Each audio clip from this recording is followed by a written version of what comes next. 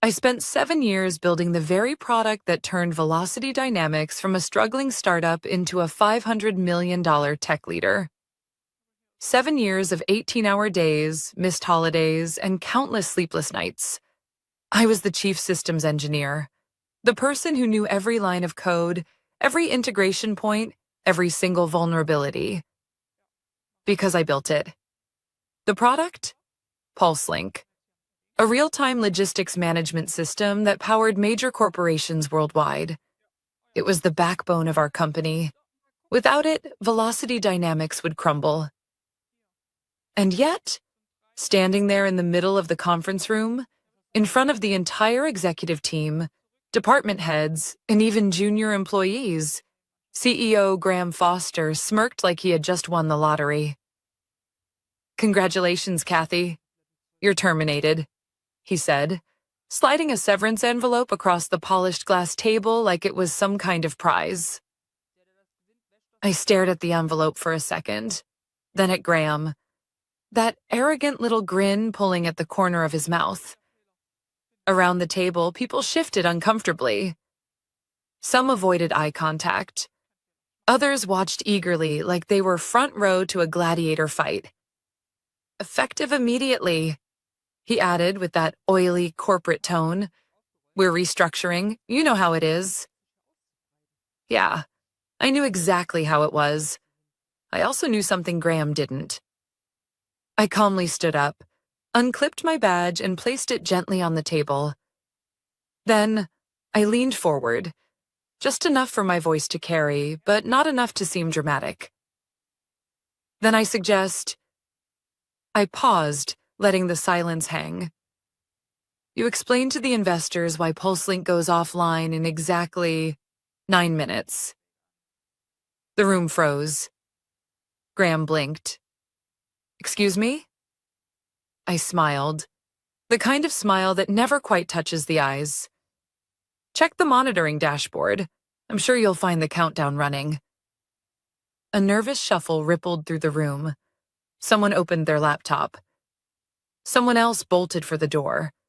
The HR director's eyes went wide as saucers, and then the panic started. Graham's fake confidence evaporated like mist in sunlight. He stood up so fast his chair skidded backward. "What did you do?" I didn't answer. I didn't need to. Instead, I straightened my blazer, picked up my small cardboard box, the one they so graciously provided for my personal belongings, and walked calmly toward the door. As I reached the doorway, I glanced back just long enough to see the CTO frantically typing, 2 engineers sprinting toward the server room, and Graham jabbing his phone, probably calling anyone, who could fix this. 8 minutes now, I said softly, then stepped into the hallway. Let me back up for a second. This didn't happen overnight. When I joined Velocity Dynamics, it was a scrappy startup operating out of a shared co-working space. There was no product, just an idea on a whiteboard and a desperate CEO pitching investors on promises he couldn't deliver. I was the one who designed PulseLink from scratch. I built the architecture, wrote the critical systems, debugged the endless problems that would have sunk any lesser team. For years, Graham praised me publicly. "Kathy's the backbone of this company," he'd say. "Couldn't do it without her." Investors loved hearing that. Employees respected it. Until they didn't. About 6 months ago, something shifted. Graham started getting cagey in meetings. My access to financial projections quietly disappeared. Conversations stopped whenever I entered a room. I wasn't naive. I'd seen this before. The classic, "we don't need her anymore" play. They'd raise a new funding round, hire some hotshot junior engineers on half my salary, then push me out under the guise of restructuring. And last week, I saw the paperwork on the printer. A draft contract offering my job, to some kid named Connor. 2 years out of college, no real-world experience. But hey, he worked for cheaper. That's when I realized Graham wasn't just replacing me. He was erasing me. My name was being scrubbed from the patents, the press releases, and the internal documentation. But what Graham didn't know was that I had seen it coming. And I had prepared. See, PulseLink wasn't just a logistics system. It was a living, breathing network of interconnected systems, one that I had architected to be both resilient and highly sensitive to unauthorized control. 6 months ago, when I saw the signs, I embedded something. A failsafe. Not malicious, let's be clear. Just a protective protocol. If certain credentials were revoked, mine, specifically, the system would assume it was under hostile takeover. And then, automatic lockdown. Not deletion, not damage, just offline. Everything. Servers, APIs, front ends, back-end processes, the entire infrastructure. Dead. As I walked toward the elevator, I could hear voices shouting behind me. Call it now. What the hell does she mean offline? Is the database backed up? I hit the elevator button and waited. Calm, controlled. Hands steady, heart steady, because Graham had made one catastrophic mistake. He assumed I was just a cog in the machine. What he didn't realize was that I built the machine. And in exactly 7 minutes, he was going to learn just how fragile his empire really was without me. By the time I reached the parking garage, my phone had already buzzed with 7 missed calls, all from unknown numbers. I opened my car door, slid in, and just sat there for a moment, watching the clock on my dashboard. 0000, and right on cue. PulseLink went dark. Not just the internal systems, not just the test servers. No, the entire production network collapsed. Global clients, offline. Shipment trackers, gone. Warehouse integrations, dead. Velocity dynamics, the darling of the supply chain industry, just became an expensive brick. I could almost picture it. Graham staring at his screen as error messages multiplied like wildfire. Frantic engineers scrambling to reboot servers only to realize nothing was coming back online. My phone vibrated again. This time, a number I recognized. Rachel, the company's operations director, one of the few decent people there. Someone who, deep down, probably knew this was coming. I let it ring, then sent it straight to voicemail. Not yet. Let them sweat. I drove home. No rush. Picked up coffee on the way, even chatted casually with the barista who had no idea the chaos unfolding a few miles away was my doing, or rather the consequence of their own greed. By the time I stepped through my front door, my inbox was flooded. 12 missed calls from Graham, 6 from Rachel, 2 from the CTO, Mark. A desperate text from an unknown number. Please call. Please, the system is down. We need to talk. I set my phone down, ordered Thai food, opened Netflix, played an old sitcom I'd seen 100 times, the kind where nothing serious ever happens. Because unlike Graham, I wasn't panicking. An hour later, a knock. Loud, insistent. I checked the peephole. Not security, not lawyers, not yet. Rachel. And behind her, slightly out of breath, Mark the CTO. I opened the door, slowly, deliberately, just wide enough to raise an eyebrow. Oh, fancy seeing you two here. Rachel's face was tense. Kathy, we need to talk, now. Seems sudden. Last I checked, I didn't work for you anymore. Mark rubbed the back of his neck. Look, there's been a misunderstanding. I laughed. Couldn't help it. A misunderstanding? Which part? The firing? The severance envelope? Or the part where you tried to erase my name from my own creation? Rachel sighed, glancing at Mark. Can we come in? Please. I considered it, then stepped aside. Shoes off. They shuffled in awkwardly, like kids called into the principal's office. I sat, crossed one leg over the other, and waited. Mark started. Look, the system, PulseLink, it's, offline. I finished for him. Catastrophic failure, full stack lockdown. Clients are screaming, investors are probably circling like vultures. Am I getting warm? He swallowed. Dead on. Rachel jumped in. Look, Kathy, we get it. We handled this wrong. Graham, he was impulsive. But this can be fixed. You can fix it. I leaned back. Can I? You have to, Mark blurted. This could destroy the company. Millions in contracts, lawsuits, it's... He stopped, realizing how desperate he sounded. I let the silence hang, long enough to make them uncomfortable. Then finally, I spoke. Let me guess.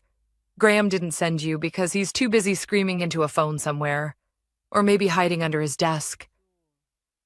Rachel exchanged a glance with Mark but said nothing, which was confirmation enough. I stood, walked to my desk, opened my laptop, typed a few keys. The dashboard loaded. And there it was, a sea of red alerts. Critical failure, authentication chain broken, core operations halted, node integrity compromised. Mark leaned forward, eyes wide.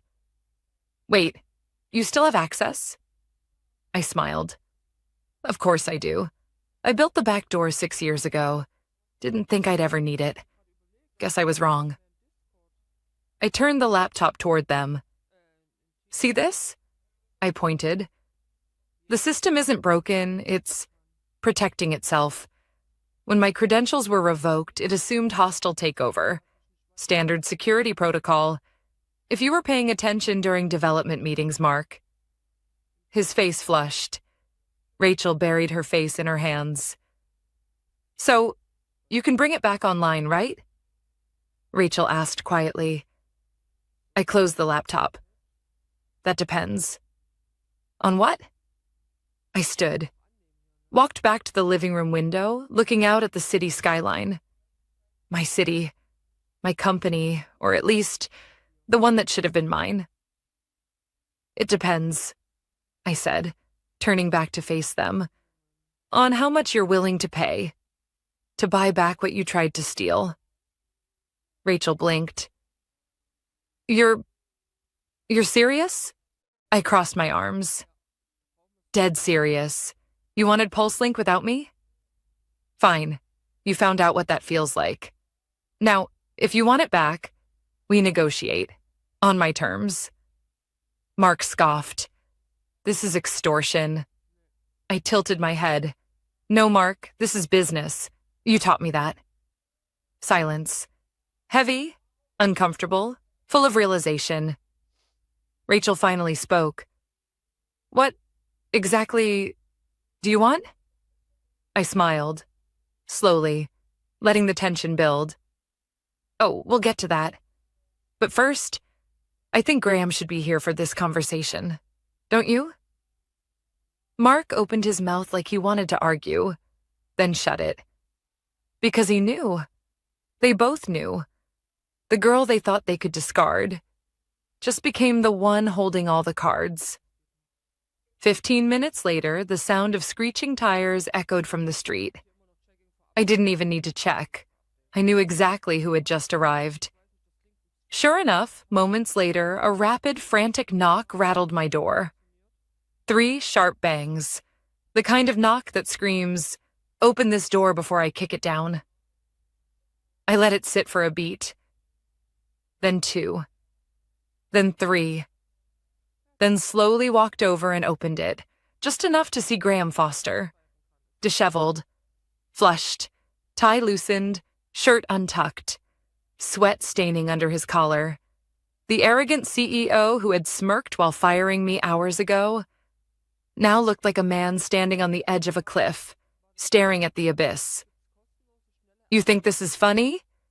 He barked, pushing his way inside without waiting for an invitation. I didn't move. Just let him stomp in like a toddler mid-tantrum. Rachel and Mark stood off to the side, awkward, silent. They knew better than to interrupt. Graham spun toward me, his eyes wild. Turn. It. Back. On. Now I raised an eyebrow. You seem upset, Graham. Stressful day? He jabbed a finger in my face. You're playing with fire, Kathy. This is sabotage. Criminal. You'll never. Careful, I interrupted, voice calm, measured. You're one bad sentence away from making this personal. He froze, jaw tight, breathing heavy. But behind all that bluster, I saw it. Fear. Real fear. Because he knew. He knew exactly how bad this was. I walked over to my desk, opened my laptop, turned it toward him, showing the disaster he was drowning in. 92% of client operations, offline. 137 service-level agreements breached. 24 pending lawsuits incoming. Investor group chat. Is velocity collapsing? I gestured casually. Look familiar? Graham's fists clenched. You're bluffing. Rachel shook her head. She's not. Her voice was barely above a whisper. I checked. The clients, they're all calling. Our email servers are flooded. Mark added quietly. We had to shut down the client portal. It kept throwing corrupted data. They think we've been hacked. Oh, you've been hacked, all right, I said, folding my arms. By your own arrogance. Graham's face shifted, fury flickering into something smaller, desperate. Fine, he hissed. Name your price. I let the silence drag, watching him squirm. Let it marinate. Then I walked to my bookshelf, pulled out a folder. Not a laptop, not a drive. A folder, paper, analog, untouchable. Here's how this goes, I said, laying it flat on the table. I give you the protocol to restore PulseLink. Clean, no bugs, no backdoors. Full operational integrity. His eyes narrowed. And, I smiled. And I take what was always mine. 50% ownership of all PulseLink patents, retroactive and future. Full reinstatement as CTO, effective immediately. A board seat, permanent. A personal buyout of $15 million for attempted removal and breach of intellectual trust. And one more thing. I leaned forward. A public statement, signed by you, the board, and the investors, acknowledging me as PulseLink's sole inventor and architect. No exceptions. No watered-down PR spin. Graham's mouth fell open. You're insane. That's theft. I laughed. No, Graham. Theft is what you tried. What I'm doing, this is restitution. Silence. Mark looked like he wanted to disappear. Rachel didn't even try to argue. Her gaze stayed locked on the table. You don't have a choice, I continued. If PulseLink stays down another hour, Velocity Dynamics is finished. Your stock tanks, investors pull out, clients sue. Your entire empire? I snapped my fingers. Gone. Graham paced, running both hands through his thinning hair. 15 million? You're out of your mind. 15 million, I repeated. Is the discount rate. Because without PulseLink, this company isn't worth $15. He glared. And if I refuse? I didn't flinch. Then PulseLink stays offline. And you can explain to the New York Times, TechCrunch, and the SEC why your flagship product crashed after you fired its only architect.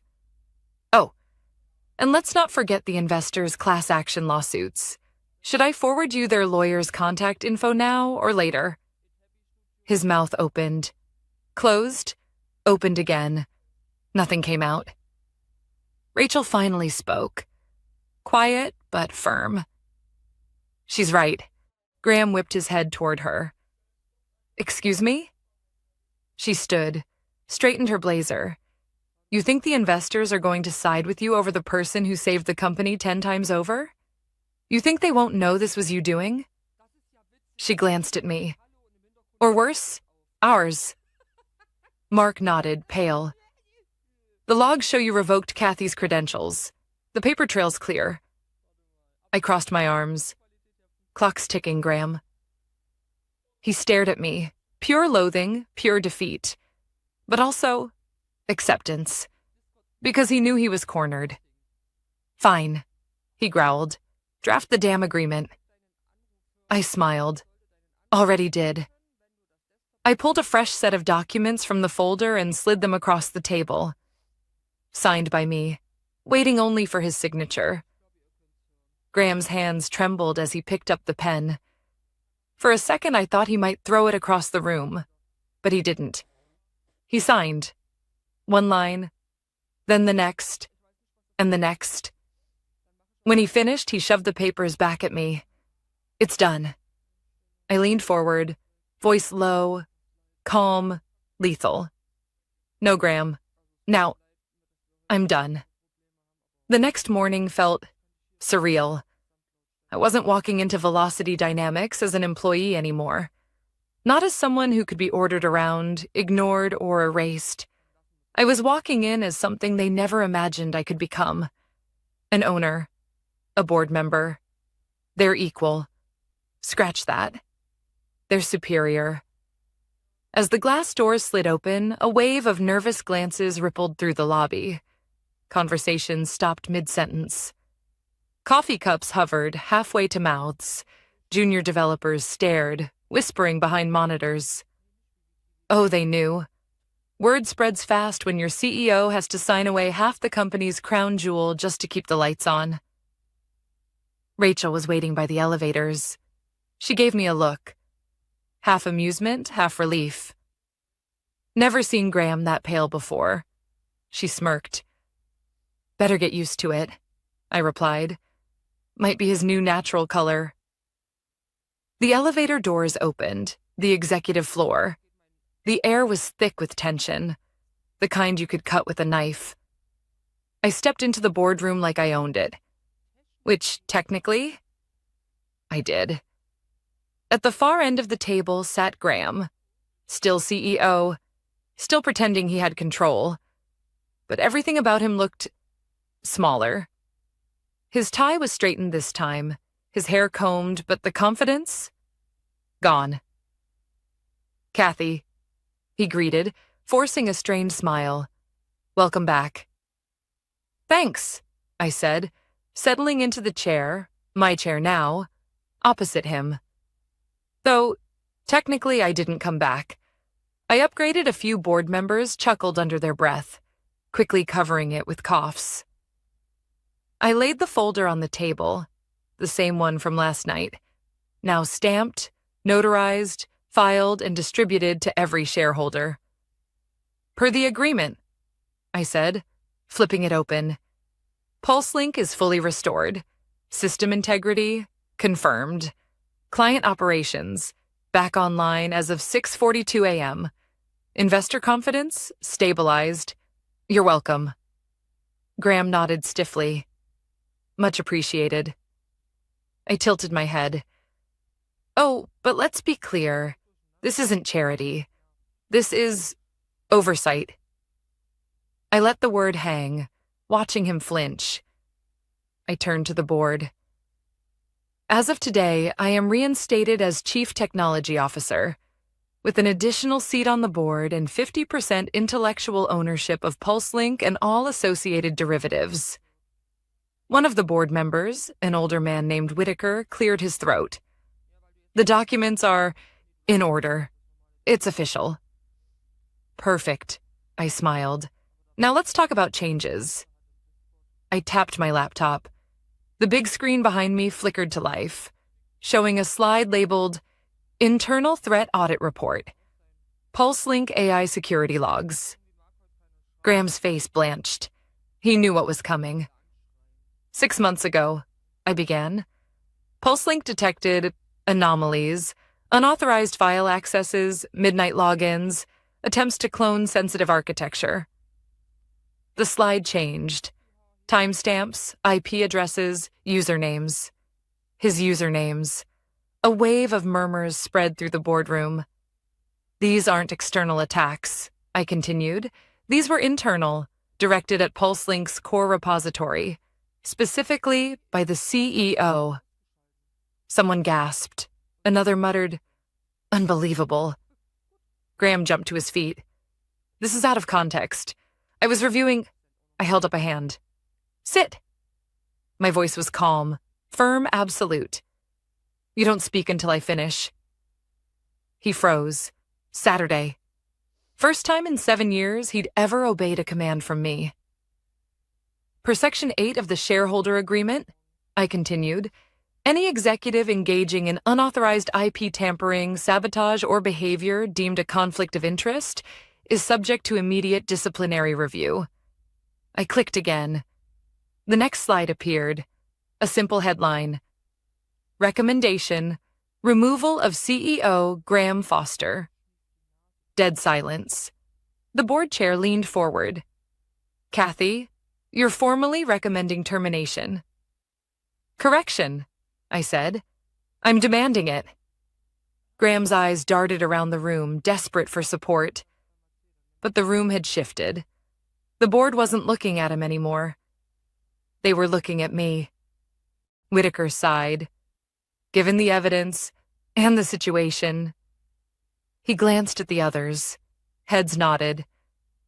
It's not just Kathy's decision. It's the board's now. Another member, Elena, chimed in. He jeopardized our core product, our investors, our reputation. This isn't just reckless. It's grounds for dismissal. Graham slammed his hands on the table. You can't do this. I built this company. I met his gaze. No, Graham. I built it. You just signed the checks. The vote was unanimous. Effective immediately, Graham Foster is removed as CEO of Velocity Dynamics. Security was called. He stood, trembling, furious. And for a moment, I thought he might lunge at me. But he didn't. He just glared. That same glare bullies give when they realize the kid they pushed too far finally hit back. This isn't over, he hissed as security let him out. I smiled. Oh, Graham, it absolutely is.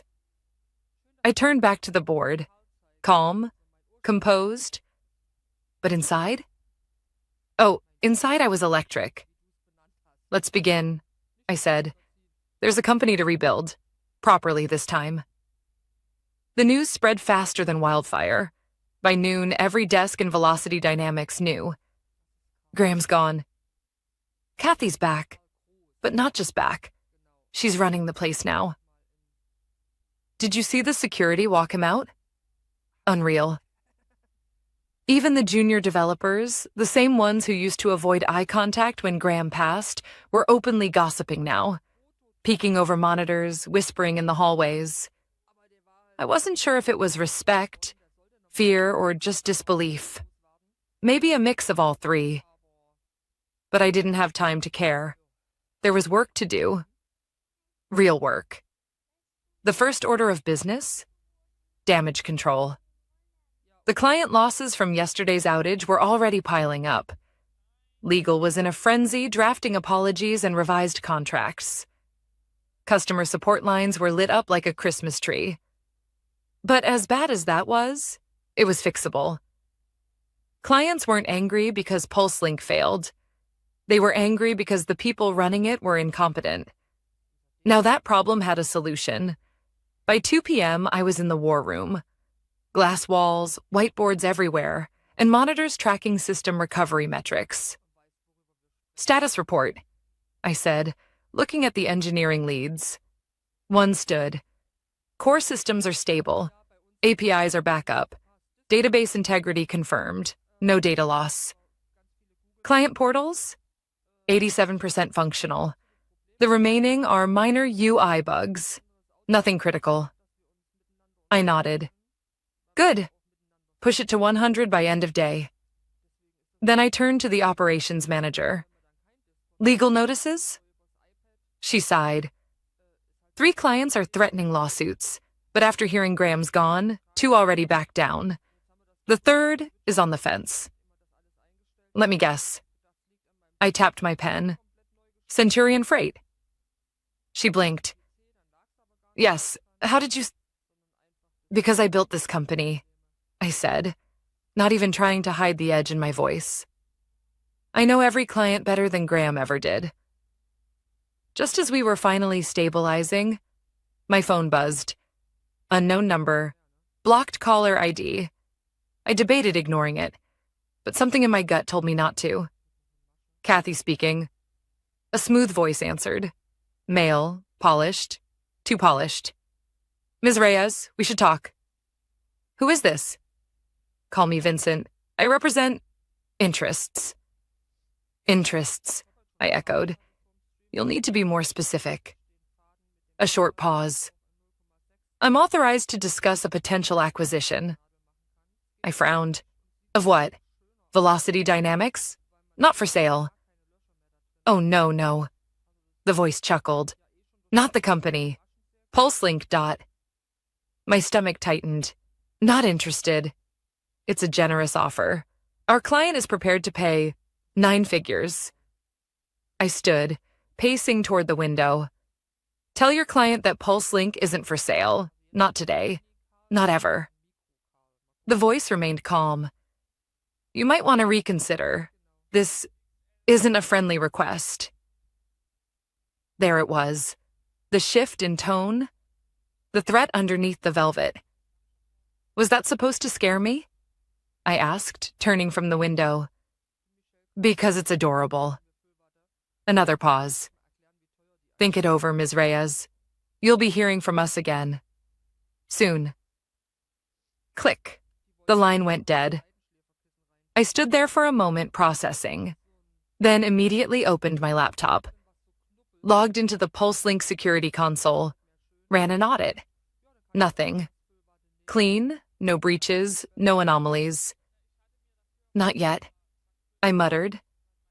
But if someone wanted PulseLink badly enough to offer 9 figures and make threats when that failed, this wasn't just some random opportunist. This was organized, strategic, calculated. And if there's one thing I knew from building PulseLink, threats that escalate don't stop. Rachel walks in. She paused, noticing my expression. Something's wrong. I nodded. Very. I summarized the call. Her face shifted from confusion to concern, to something sharper. You think they're serious? She asked.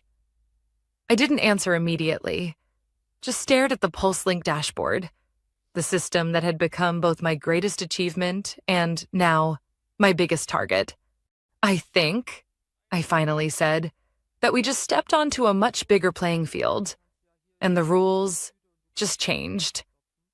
My inbox chimed. A new email. No sender. No subject. Just one line in the body. Check your back door. TikTok. My blood ran cold. I immediately pulled up the PulseLink server logs, scrolled, scanned, and there it was. A ping. External. Tiny. Almost undetectable. But there. Someone had found it. The back door I built. The same one that brought Graham to his knees. Someone was knocking. The moment I saw that ping, the unauthorized access attempt, my hands went cold. Check your back door. TikTok. It wasn't subtle. It was a message, a warning, a countdown. I slammed my laptop shut, stood, and locked the conference room door. Rachel blinked. Kathy, what is it? Someone found it, I said, my voice flat. The failsafe, the one I used against Graham. Her face drained of color. Can they use it against us? I shook my head. Not yet. Not unless they have the right credentials. But if they're knocking, they're already closer than they should be. Who? She asked. Who has the resources to even find it? I stared at the PulseLink dashboard. All systems were stable, for now. But it felt like looking at a calm ocean, knowing there was a tsunami just over the horizon. Someone bigger than a corporate rival, I said. This isn't just business. This is organized. Strategic? Professional. Rachel crossed her arms, her eyes narrowing. They want PulseLink. No, I corrected. They want control. Of PulseLink. Of me. Of the data. Of everything. I pulled open the emergency operations terminal, something only I had access to. A hidden layer beneath PulseLink's main infrastructure, typed in a string of commands. Initiate. Full system lockdown protocol. Confirm Y or N. My fingers hovered. Locking it would prevent anyone, even legitimate users, from touching core systems, but it would also cripple the company temporarily. Kathy, Rachel said, watching me. If you do this, it's gonna hurt. Bad. I nodded. Yeah. But not as bad as letting them in. I hit Y lockdown initiated. PulseLink's core dimmed. Not down, but sealed. Fortified. Nothing in, nothing out, like slamming every vault door shut at once. My phone buzzed. Another blocked call. I declined it, then another, and another. An email appeared seconds later. No subject. Just one sentence. Wrong move. Now we escalate. The PulseLink firewall lit up like fireworks. Port scans, injection attempts, DDoS floods, credential stuffing. They were throwing everything at us. And this wasn't a random hacker in a basement. This was methodical, industrial-grade cyber warfare. Jesus, Rachel muttered, watching the attack map flare up with incoming threats from 6 countries. This is bad, she said. Really bad. It's not bad, I replied, typing rapidly. It's an opportunity. She frowned. An opportunity? Yeah, I said. They've shown their hand. Now, we trace it. I spun up PulseLink's deep trace protocols, the same AI-driven analysis that had caught Graham's midnight intrusions. But this time, I wasn't tracking a clumsy CEO. This time, it was professionals, and that made them predictable. The AI flagged a pattern, repeated routing through a specific server cluster in Zurich, followed by a bounce to Singapore, then to Buenos Aires. But Zurich was the weak link. A private cloud server leased by a shell corporation. A shell corporation registered to Vanguard Strategic Holdings. I blinked. No way. Rachel leaned over. Who's that? I turned to her. A private equity firm. A massive one. They've been quietly buying up cybersecurity companies for years, trying to consolidate the market. So, they wanted PulseLink? She asked. I shook my head. Number they wanted me out. So they could own it. Control it. License it globally. At their terms, not ours. I kept digging. The AI flagged a document. Poorly scrubbed metadata. An internal memo. Objective: acquire PulseLink by any means. Phase 1, remove creator. Phase 2, force acquisition under distressed conditions. Holy, Rachel whispered. They backed Graham, I said, realizing it as the pieces clicked into place. He wasn't just greedy. He was leveraged. A new notification popped. Trace complete. Identity confirmed. Vincent Carter, Director of Cyber Assets, Vanguard Strategic Holdings. There you are, I whispered. I opened a secure channel, not through PulseLink, but through a secondary protocol I had built years ago.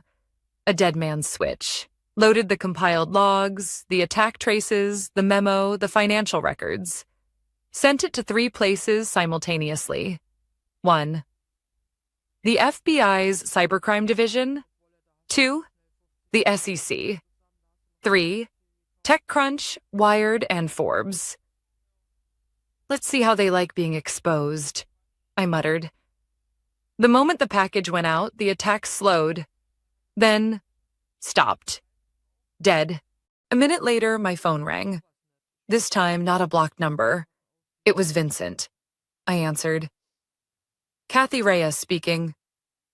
A pause. Then his voice, cold, measured, us but strained. That was unnecessary. No, Vincent. What was unnecessary was thinking you could strong-arm me. Or PulseLink. This isn't over. Oh, I think it is, I said, smiling. Check the news in 5 minutes. And maybe check with your legal team. Goodbye, Vincent. I hung up. By sundown, the headlines were everywhere. Massive cyber takeover attempt foiled. PulseLink creator exposes private equity sabotage. SEC launches investigation into Vanguard Holdings. FBI Cybercrime Division confirms data theft, extortion attempts. Velocity Dynamics stock didn't crash. In fact, it surged. Investors realized the problem wasn't PulseLink. It was the parasites trying to own it. As for me, my name wasn't just on the PulseLink patents now. It was everywhere. The architect, the savior, the one who didn't just build the system, but defended it against everything. Technology is only as secure as the person who builds it. Ownership matters. Boundaries matter. Knowing your worth matters. They tried to erase me, tried to take what I built. Instead, they taught me just how unstoppable I really am.